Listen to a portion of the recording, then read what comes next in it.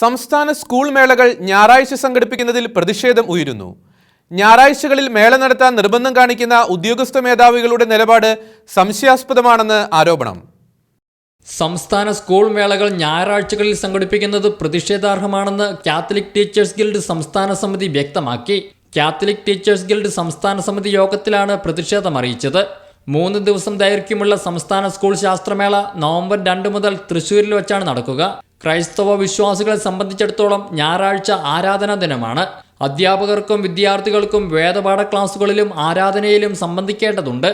ഇതെല്ലാം അറിഞ്ഞുകൊണ്ട് തന്നെ ഞായറാഴ്ചകളിൽ മേള നടത്താൻ നിർബന്ധം കാണിക്കുന്ന ഉദ്യോഗസ്ഥ മേധാവികളുടെ നിലപാട് സംശയാസ്പദമാണെന്നും കാത്തലിക് ടീച്ചേഴ്സ് ഗിൽഡ് ആരോപിച്ചു.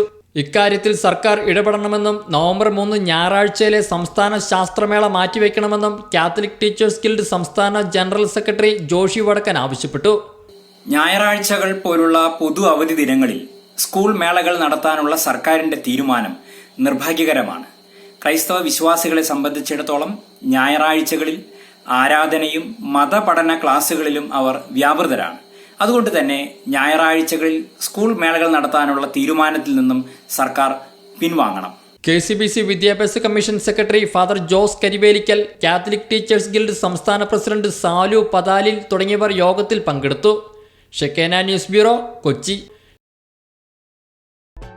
ഷെക്കേന ടെലിവിഷന്റെ വാർത്തകളും പ്രോഗ്രാമുകളും യൂട്യൂബിൽ കാണുന്നതിനായി ഈ ചാനൽ സബ്സ്ക്രൈബ് ചെയ്യുക. നിങ്ങളുടെ മൊബൈലിൽ തത്സമയം നോട്ടിഫിക്കേഷൻ ലഭിക്കുന്നതിന് ബെൽ ബട്ടണിൽ വിരലമർത്തുക.